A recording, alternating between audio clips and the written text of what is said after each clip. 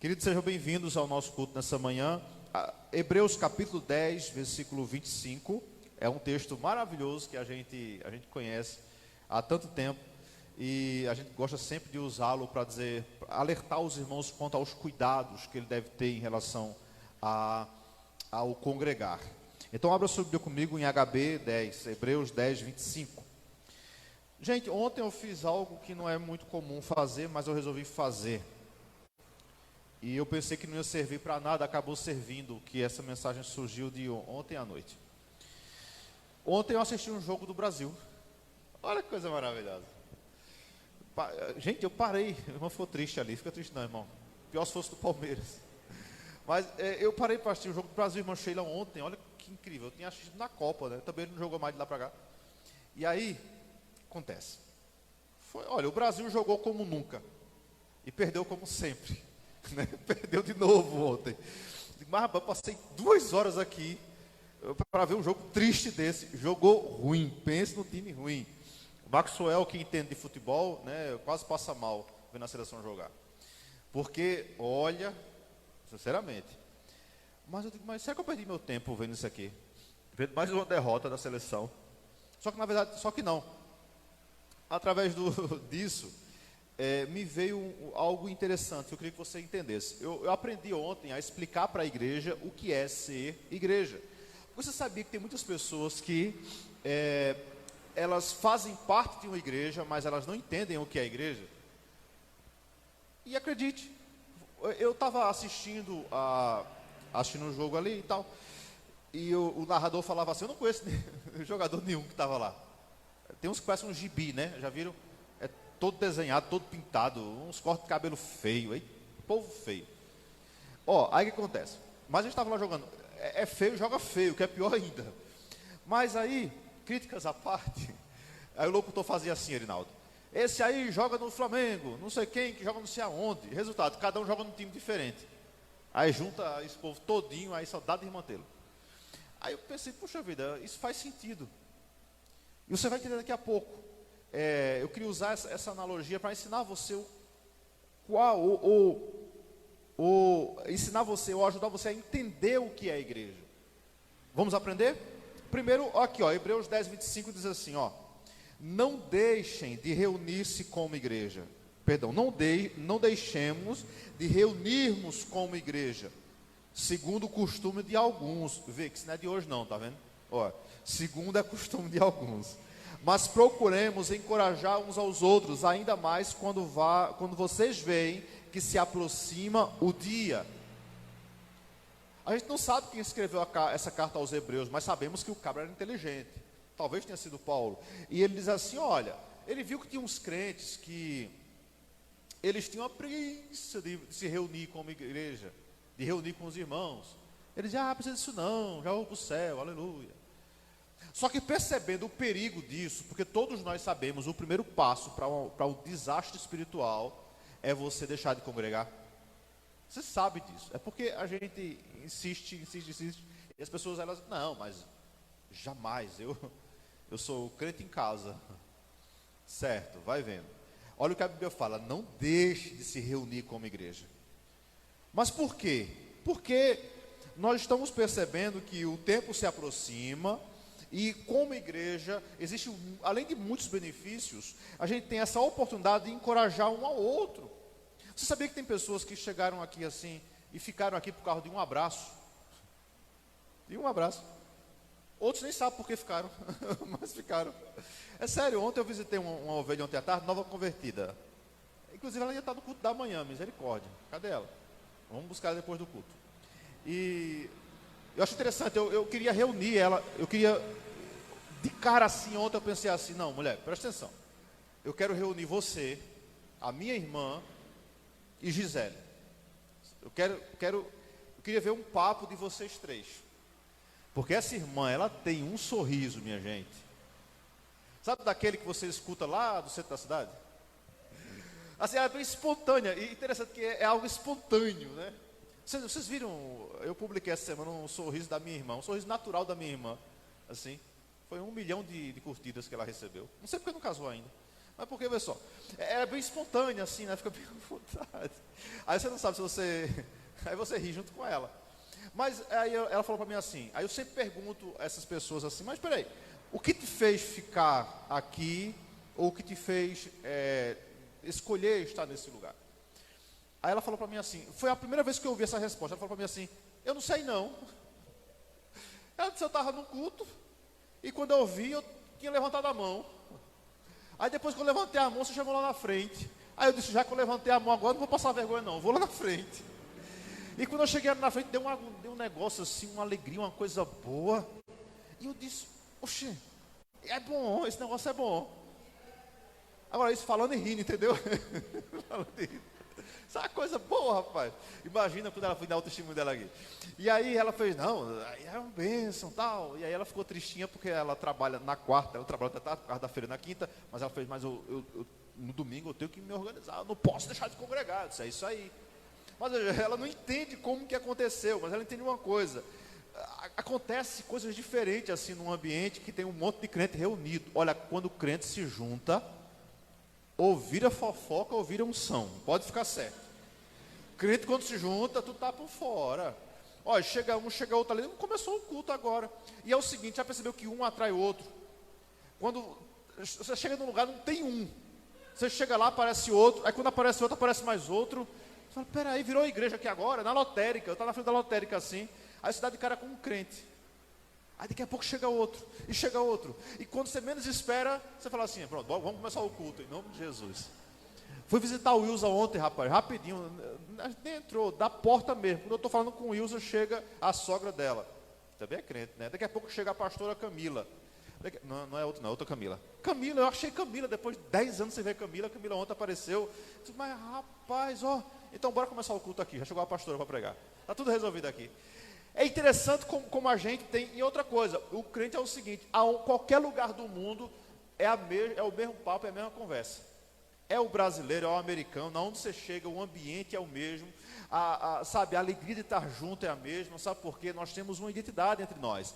A Bíblia vem falar assim, ó, não deixe de congregar, mas eu quero explicar para você aqui hoje, entenda o que é a igreja. Primeira coisa que você tem que aprender, nessa manhã, eu quero ensinar você, é que existe 2 tipos de igreja, existem 2 igrejas, diga comigo assim, classe, diga, existe 2 igrejas. Como assim? Deus, como é bom, eu quero ensinar isso à igreja, eles têm que entender. Existe a igreja que vai ser arrebatada, que a gente chama de a igreja de Jesus Cristo, que não é a do santo dos últimos dias, mas é a igreja de Jesus. É aquela igreja que é formada pelos cristãos que estão na segunda igreja. Que segunda igreja é essa? Que é a igreja local. A Viva Fé, por exemplo, é uma. Mas vou te explicar agora. Veja só, ontem, por que eu te digo que eu estava observando isso ontem? Eu acho que no jogo da seleção, aí o locutor dizia assim, ó, esse aí joga no Flamengo, esse aí joga não sei para onde, lá os times lá da Europa. Ou seja, cada um jogava em um time diferente. E o que é que o técnico faz? Ele escolhe daqueles times, ele escolhe uma seleção. Ele forma uma seleção, ele forma um único time. Imagine você que as igrejas as denominacionais, a igreja local que a gente chama, é como que fosse um time. E existe milhares e milhares, não é? Agora, de dentro desse time, o técnico lá de cima chama para a seleção, que são aqueles que serão arrebatados. Aí vai ter a primeira tristeza. Nem todo mundo vai ser convocado. Isso é a parte mais dolorosa da gente. Nem todo mundo que faz parte de um time é convocado para a seleção. Agora, o que é que vai fazer ele ser convocado? O resultado dele. Se ele der resultado, vai ser convocado. Se não der resultado, vai morrer naquele time ali. Não sai do lugar. Vai morrer no Santa Cruz. Observe o seguinte. Então, peraí. Deixa eu explicar. Você faz parte dessa igreja. Mas o grande desafio aqui não é apenas você ter o nome A Viva Fé na sua identidade. É saber que você faz parte da igreja que vai subir. Esse é o nosso alvo. Então a gente está aqui para servir a Deus, para servir você, para cuidar de você, para que você seja convocado. Porque lá não vai ser só 22, vai ser milhões e milhões e milhões. A seleção lá é grande. Agora, o perigo que acontece é a pessoa passar a vida inteira servindo em um lugar e não ser convocado para a região celestial. Isso é fatal. E Jesus alertou que vai ser assim. E ele disse que tem gente que até é bom, até se destaca na parte de baixo, mas não vai ser convocado lá para cima. Porque ele fala assim, ó, naquele dia muitos vão dizer, mas Senhor, nós expulsamos demônios, curamos doentes, falamos outras línguas, fizemos um monte de coisa. Ele vai dizer assim, eu não conheço vocês, ou seja, vocês não estão convocados para participar da minha seleção. Você conseguiu compreender agora, entender como que é a igreja? Porque é sempre uma pergunta, mas por que tanta igreja? Por que tanta igreja? A minha mãe, que é mais inteligente do que eu, ela encontrou uma resposta mais simples para isso. Porque alguém perguntou para ela assim, mas por que tanta igreja? Ela falou assim, é porque tem muito crente. Não cabe tudo em uma só. Por isso tem muitas. A mulher é inteligente, né? Eu estou aqui, é a minha mãe. Então, para pensar, isso faz sentido. Mas Deus, Ele permite com que exista muitas denominações. Agora, dali de dentro, Ele vai convocar o povo dele. Então, o meu desejo é saber que você vai ser convocado em nome de Jesus. Como diz o hino antigo, né? Quando se fizer chamada, lá estarei. Você vai ouvir o toque da trombeta. Agora, o que é? Vamos entender, igreja. Além de você compreender que você faz parte de algo, que o Senhor vai... Assim, aí tem um outro detalhe importante. Eu acho que eu até falei para um irmão aqui no final do culto, quarta-feira. Você pode ser o melhor, um excelente jogador, você pode ser muito bom no que você faz, você pode ser o craque, mas se você não atuar em um time, a chance de convocação é zero.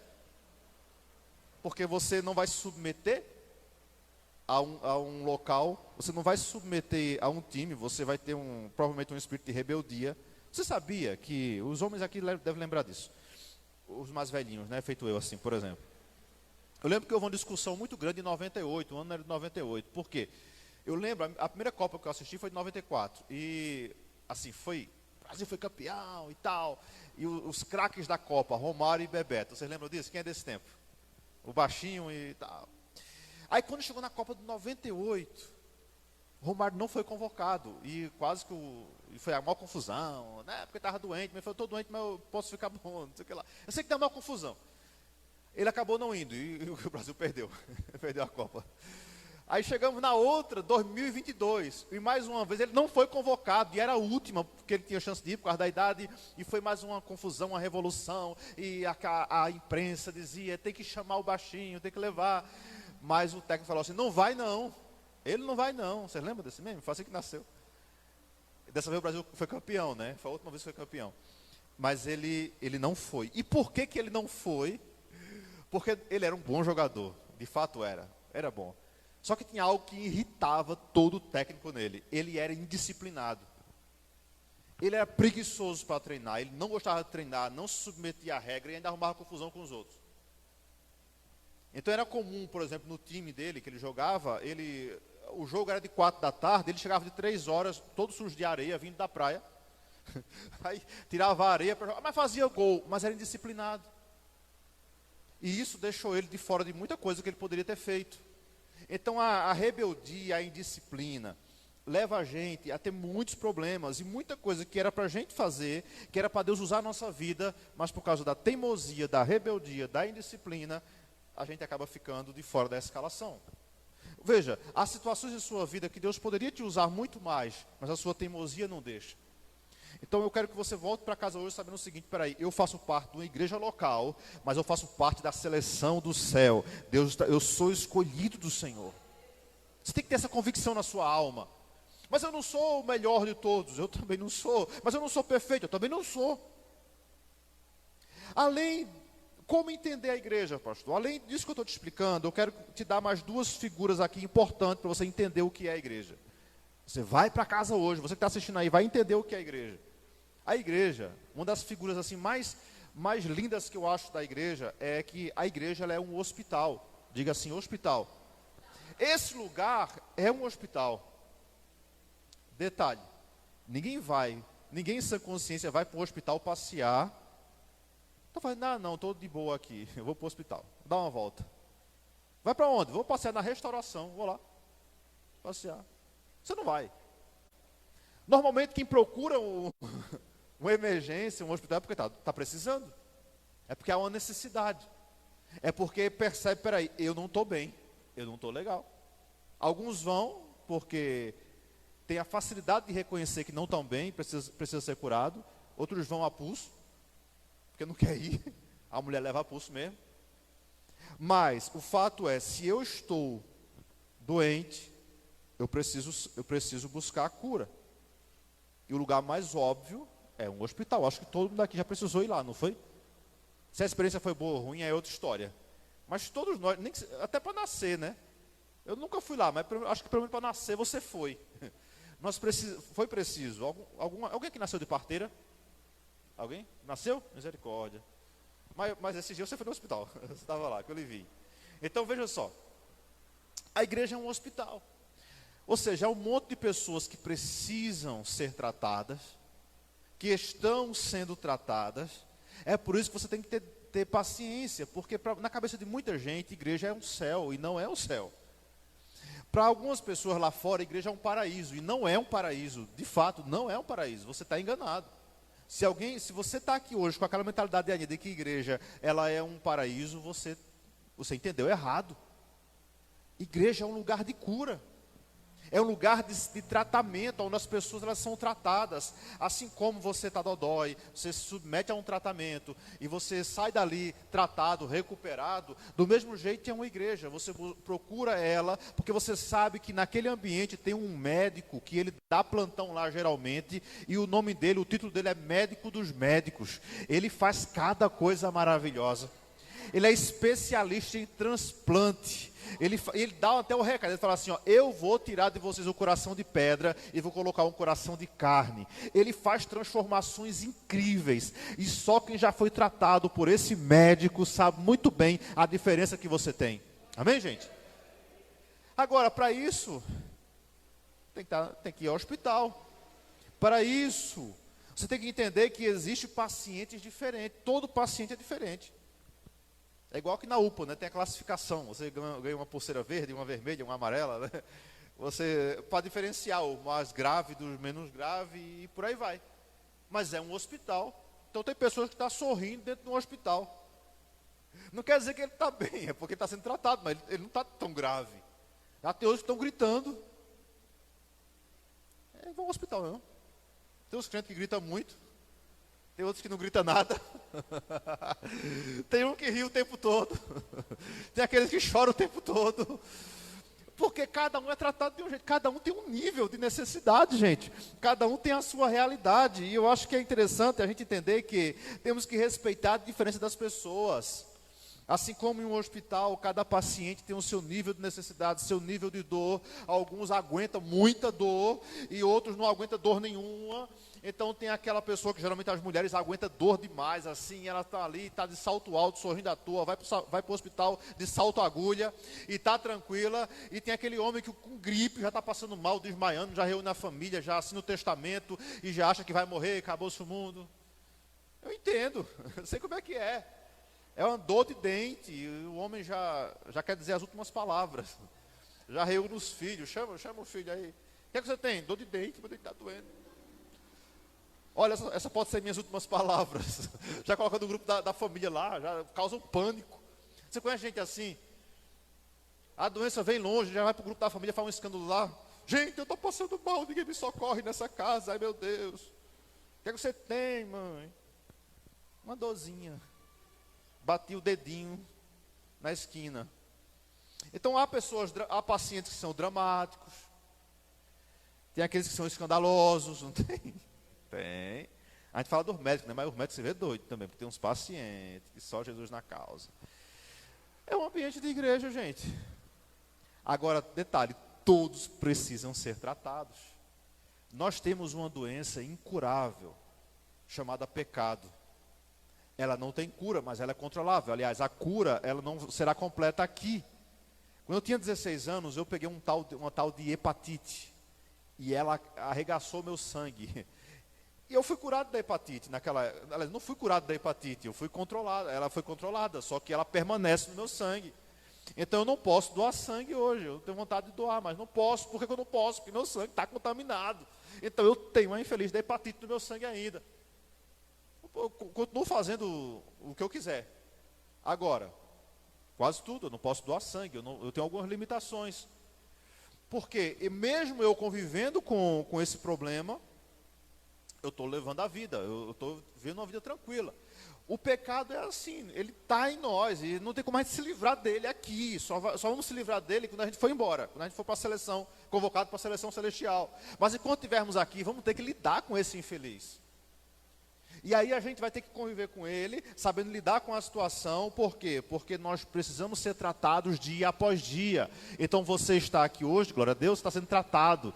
Deus está tratando você. Como é que ele trata? Ele trata com a palavra, ele trata com carinho, ele trata com amor, ele trata com cuidado, ele trata através das pessoas que ele usa para abençoar a sua vida.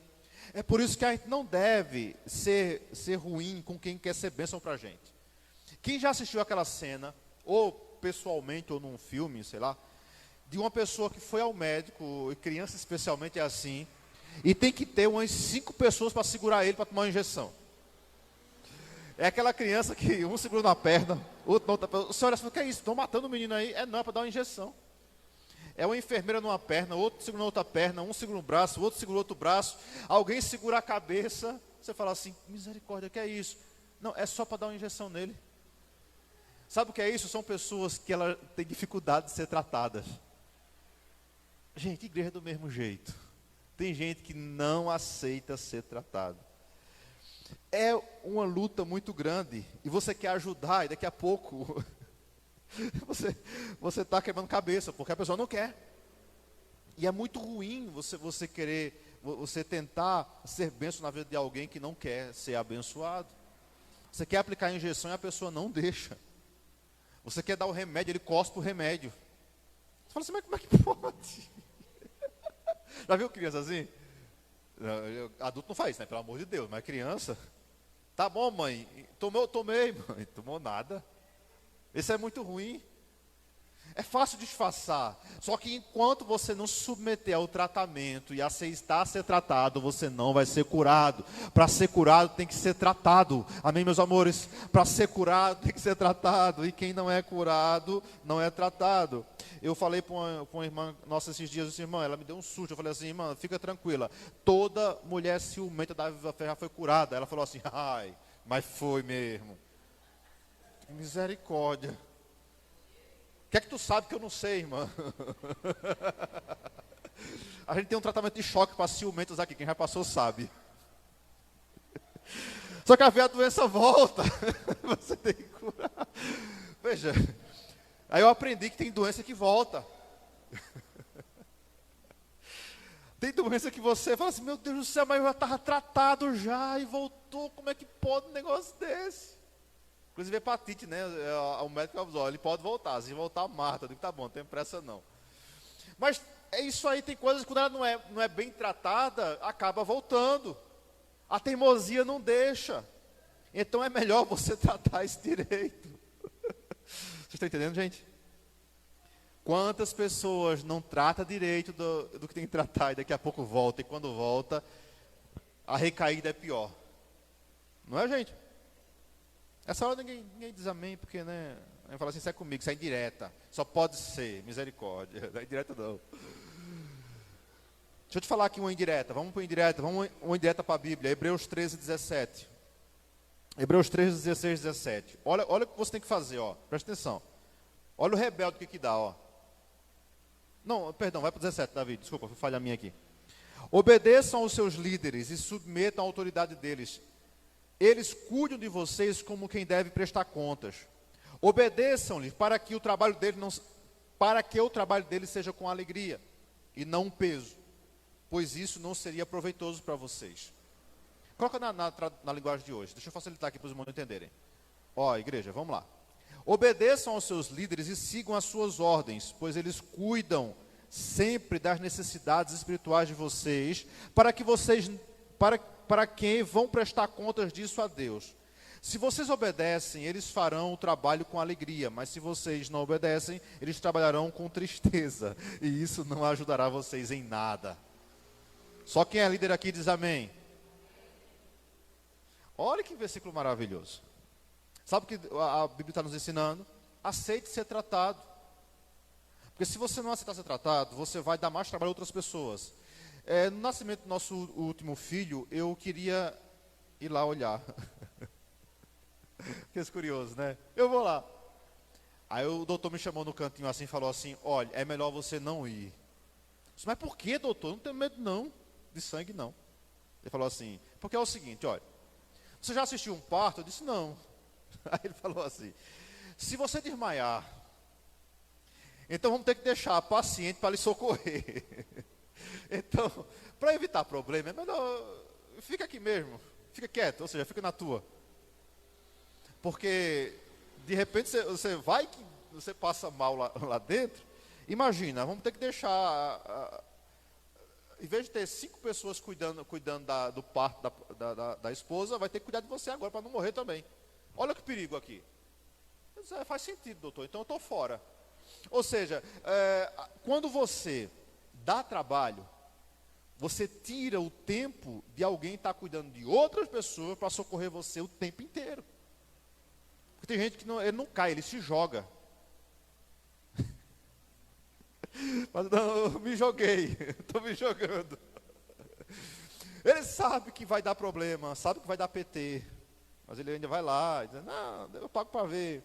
Então vem a Bíblia e fala o seguinte, você quer ser abençoado? Então obedece a quem está cuidando de você. Porque a gente quer abençoar a sua vida, a gente quer alertar. Agora tem aqueles que dizem assim, é mesmo, amém, graças a Deus. E aquele que fala assim, ninguém manda em mim. Eu sou Gabriela. Tem nenhum Gabriela aqui não, né? Eu nasci assim, vou morrer assim. É o crente Gabriela. Esse é difícil de lidar com ele. Porque é o seguinte, ele fala assim, eu sei o que eu estou fazendo, não preciso de ninguém, não preciso da ajuda de ninguém, eu estou aqui porque minha mulher me obrigou, ou senão meu marido me obrigou, porque meu pai me obrigou, minha mãe me obrigou, não preciso de ninguém. Só que acontece o seguinte, eu tenho 2 problemas aqui. Primeiro, a sua alma é de responsabilidade minha, então te liga, porque eu vou ficar no teu pé mesmo. Se você escolheu essa igreja para congregar, se prepare, porque não vou largar o seu pé de jeito nenhum. Só que já recebeu mensagens repetidas para mim, minhas aqui, o tempo inteiro sabe o que eu estou falando. Como é chato, né? Eu sei que é chato.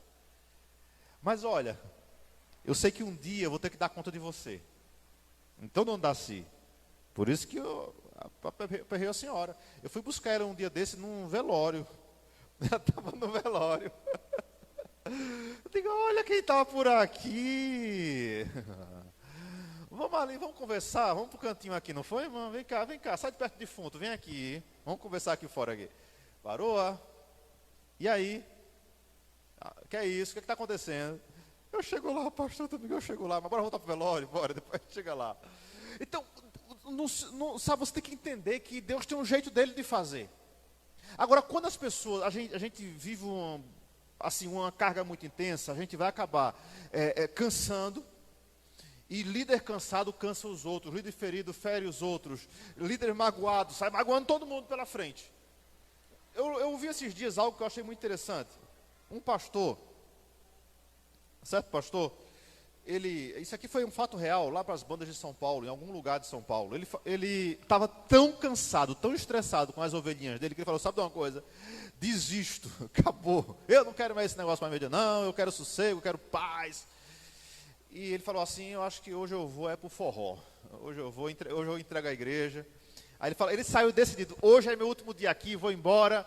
E era final de semana, ele falou assim, hoje eu quero ir para a festa hoje, eu quero esquecer os problemas. Eu não aguento mais ovelha, eu não aguento mais gente, eu não suporto mais pessoas. Ele falou assim, mas para não ficar tão feio assim, para não escandalizar tanto a igreja, eu vou para a festa, mas eu não vou aqui na minha cidade não, eu vou para outra cidade. Ele falou assim, e amanhã eu vou lá, entrego a chave, entrego tudo e já era. Para mim não dá mais. Chega.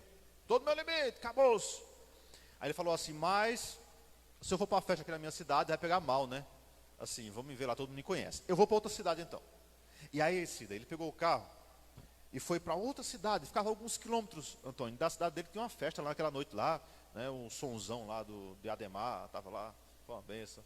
E tal, uma banda lá, tocando. Aí ele falou assim, pronto, aqui ninguém me conhece, estou invisível. Estou invisível. Ninguém me conhece aqui. Aí ele entrou lá no meio daquela multidão, né? E ele lá no meio e tal. Só que o cara não tem costume com essas coisas, né?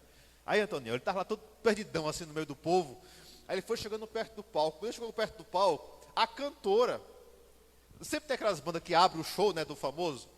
Aí a cantora era da região também. Quando ele foi chegando lá, a cantora falou assim: pastor, pastor, você está aqui. Pastor, antes de sair de casa eu disse à minha mãe, a cantora era filha de uma ovelha dele. Aí ela falou assim: pastor, eu disse à minha mãe antes de vir para cá, eu disse: mãe, eu só volto para a igreja no dia que o pastor for me buscar no forró. E chegou o dia, pastor, pronto, banda, está encerrado aqui, eu vou embora para casa agora, vou voltar para Jesus. Eu falei: meu Deus do céu. Às vezes a gente acha que as coisas não tem mais jeito, sabe, irmão? Você fala assim: não, acabou. Mas o chamado persegue você, não tem como. Você fala assim: hoje é meu último dia, hoje eu não piso mais aqui. Aí tu dobra a esquina, tem alguém que fala assim: ô crente, ora por mim aqui, eu preciso de oração, ora pela minha vida. Você fala assim: mas, oh meu Deus do céu. Aí você sai batendo no pé, você fala assim: mas Jesus, como é que pode isso?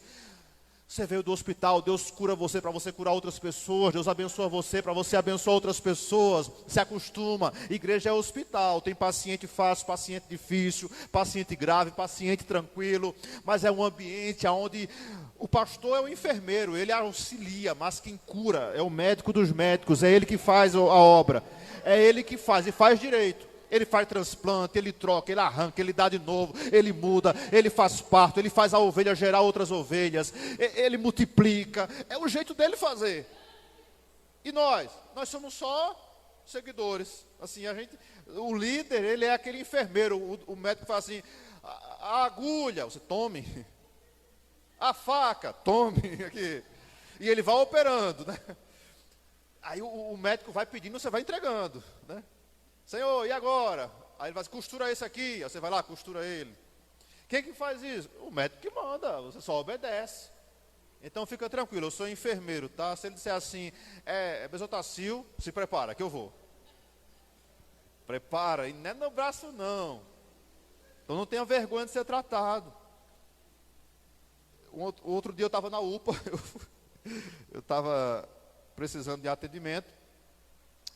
E aí me receitaram lá uma injeção que não tinha na UPA. Aí eu, tá bom, então bora para a farmácia. Aí cheguei lá na farmácia, lá, cheio de gente, né? Que tem que portar todo mundo doente.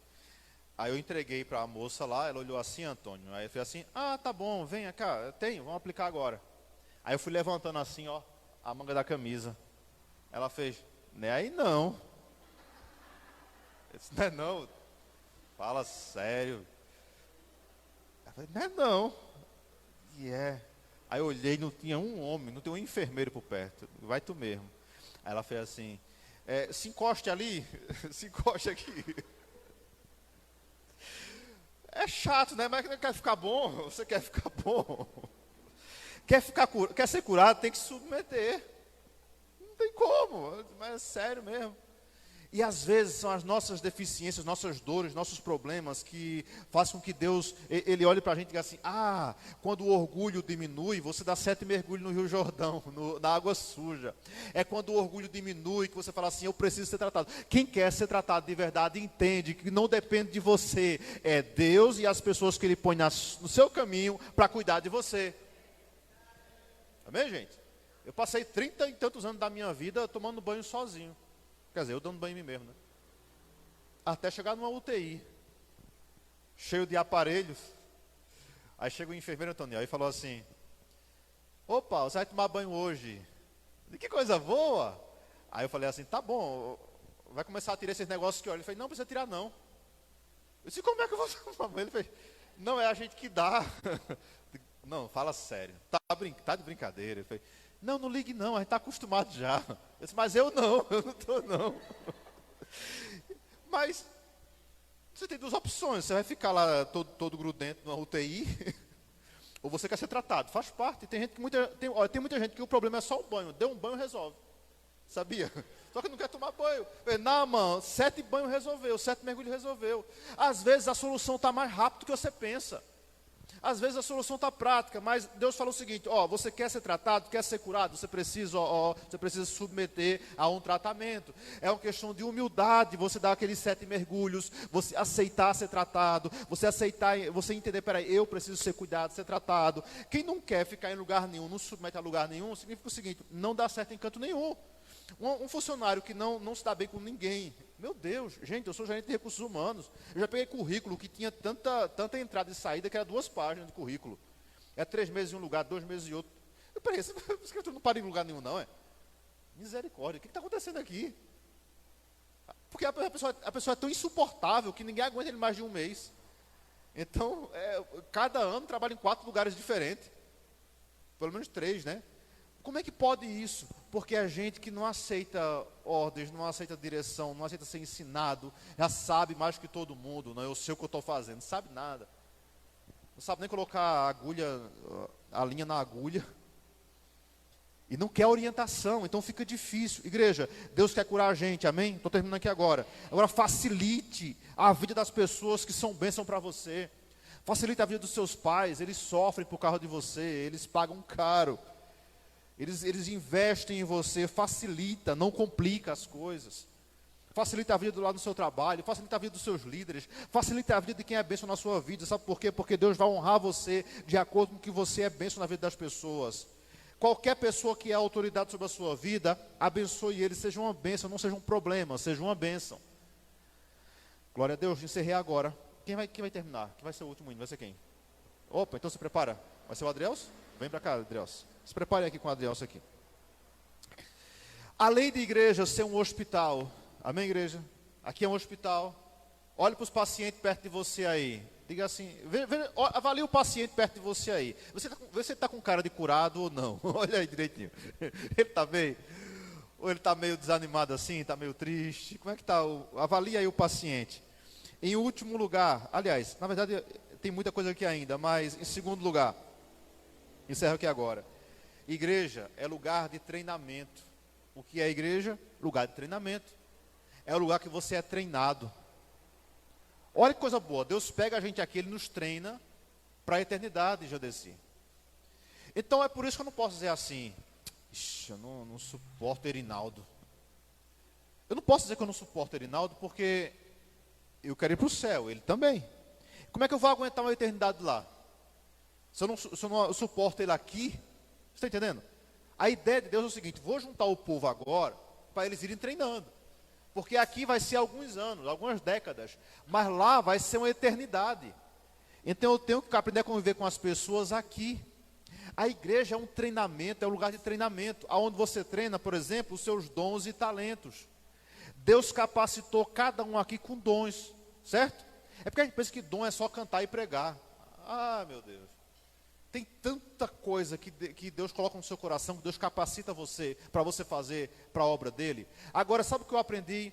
Hoje de manhã eu estava lendo essa palavra, eu acho muito interessante. Em Efésios 4 diz que Deus dá o dom, e Ele também dá a graça para você executar aquele dom.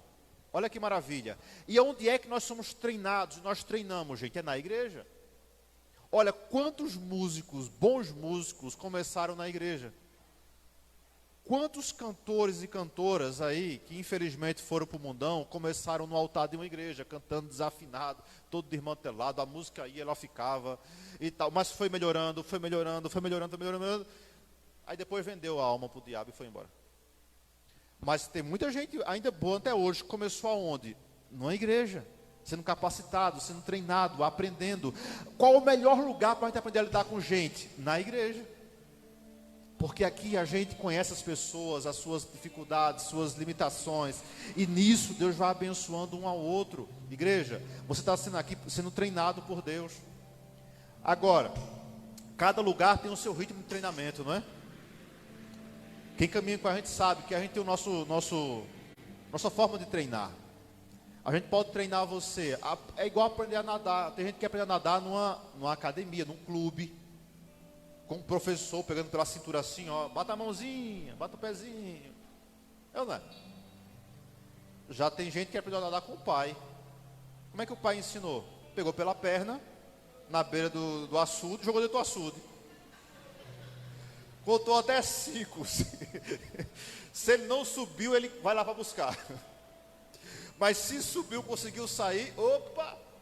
Tem gente que aprendeu assim a nadar. As duas técnicas faz a pessoa aprender a nadar. Só que uma na moleza, né, no docinho. E a outra é uma técnica mais agressiva. Mas aprendeu.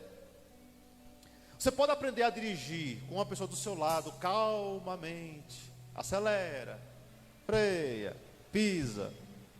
Ou você pode aprender a dirigir às 2 da manhã, alguém dizendo assim em casa: me leva para o hospital. Porque tem irmão aqui na igreja que foi assim que aprendeu. O que conhecia de carro era só que tinha um negocinho voltar para frente e para trás, tinha um tal de freio, um acelerador, mais 3 da madrugada, alguém gritando dentro de casa, e teve que tirar o carro da garagem e chegar no hospital. E chegou. Pronto, nunca mais esqueceu, aprendeu a dirigir até o fim.